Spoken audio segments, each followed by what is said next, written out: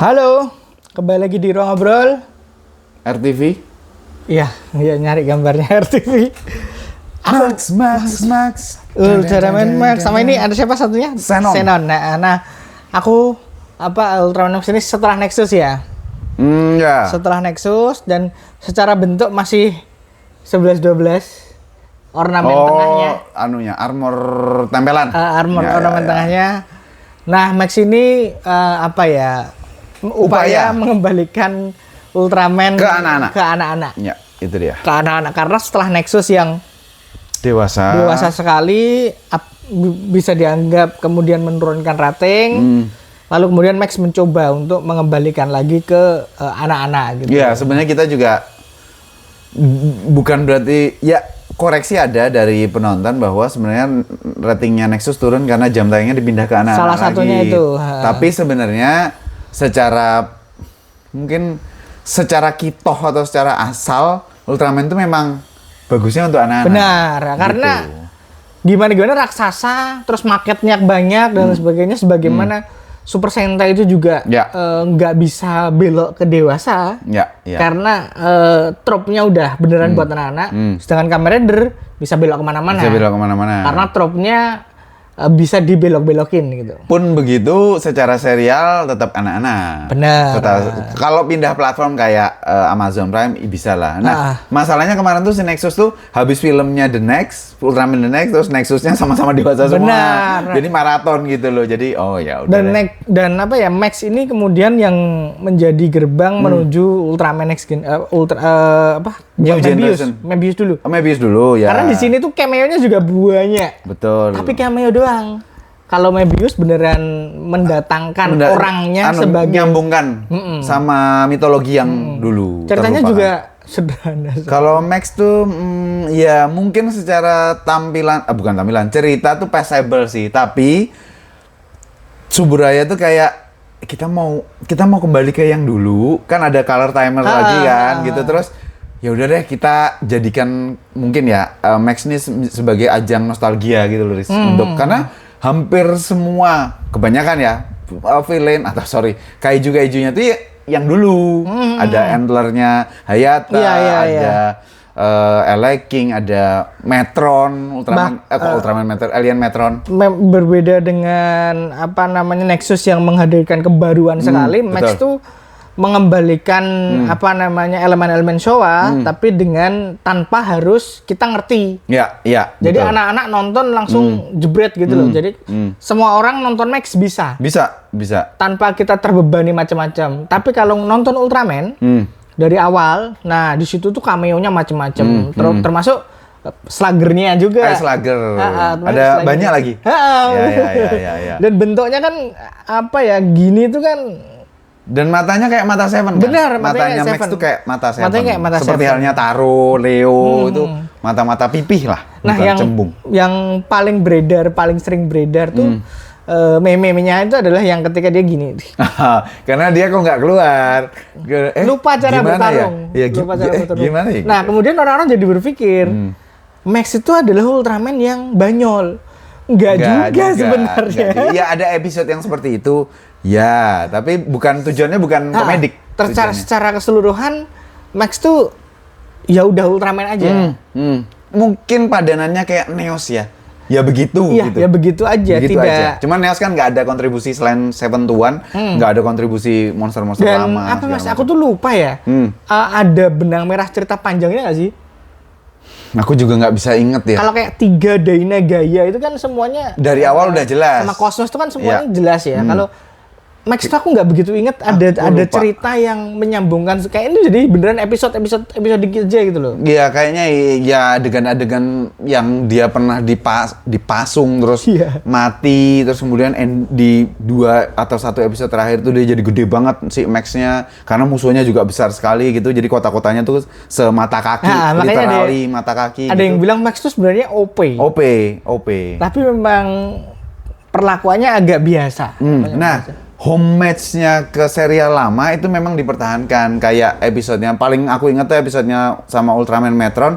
Dulu tuh kan Seven tuh ngobrol di di rumah petakan alien Metron yang jadi manusia, ngobrol sampai sore, terus pada saat matahari mau terbenam cahaya apa namanya bayung itu mereka berubah wujud gitu sampai akhirnya fight-nya di kota itu juga pas waktu maghrib gitu, maksud matahari mau terbenam. Nah itu juga masih dipertahankan gitu. Jadi menurutku sih ini oke juga. Apa ya, ini tuh upaya beneran kembali ke Hitoh ya. Cuman memang belum ke Mebius.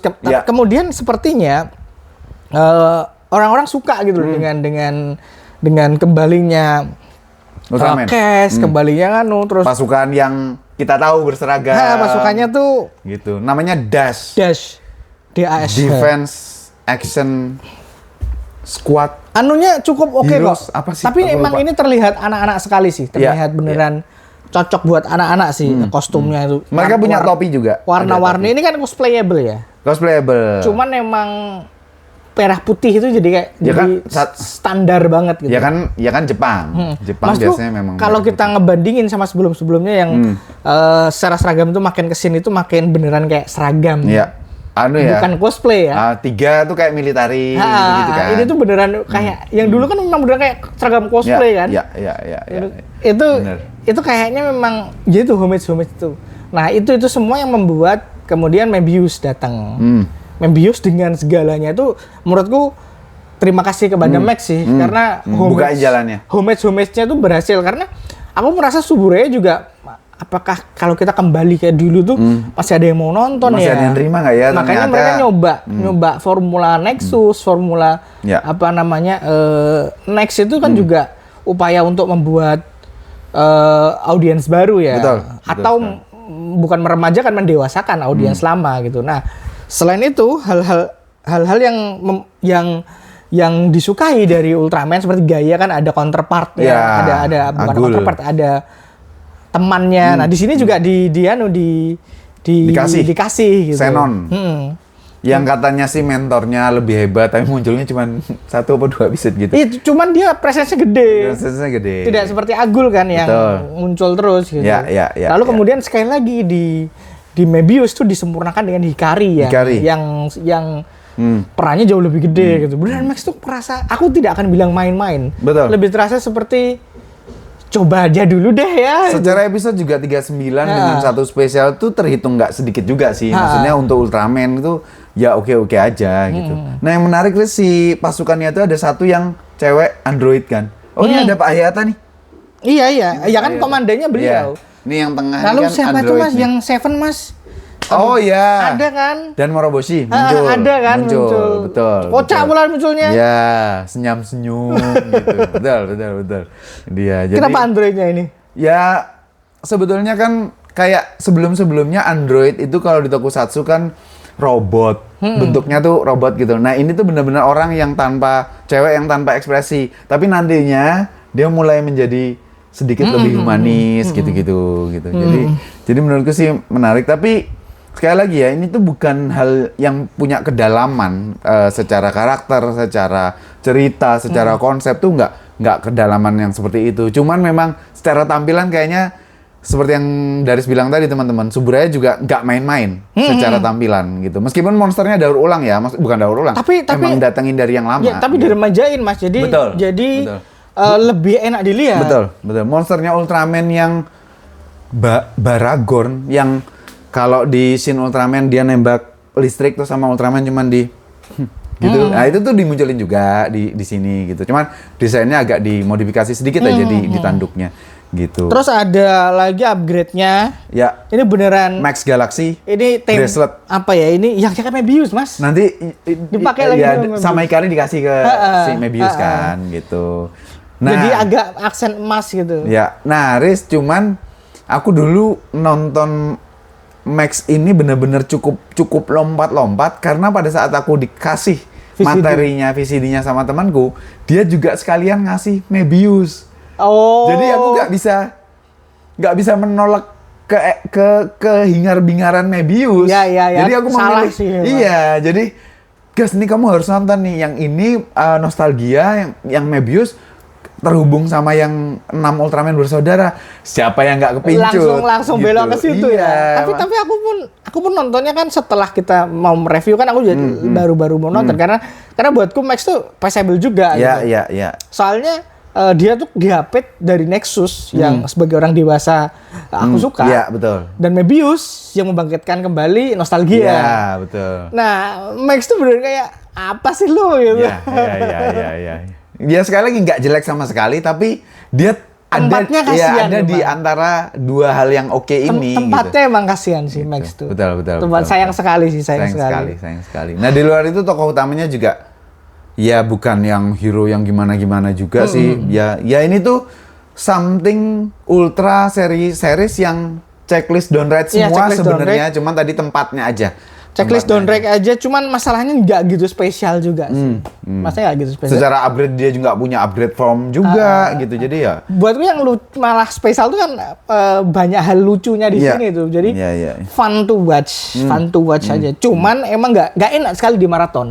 Ya itu dia. Emang berapa lama kan nggak kelar-kelar nonton, makanya bosen juga. Iya. Secara desain oke aja, dan nggak ada yang bisa dicela sih, nggak ada yang bisa kucela sebenarnya dari Max ini sendiri. Itu sih sebenarnya. Oke teman-teman, itu aja untuk Ultraman Max. Sampai ketemu di Tokusatsu minggu depan. Thank you. Kak Ranger.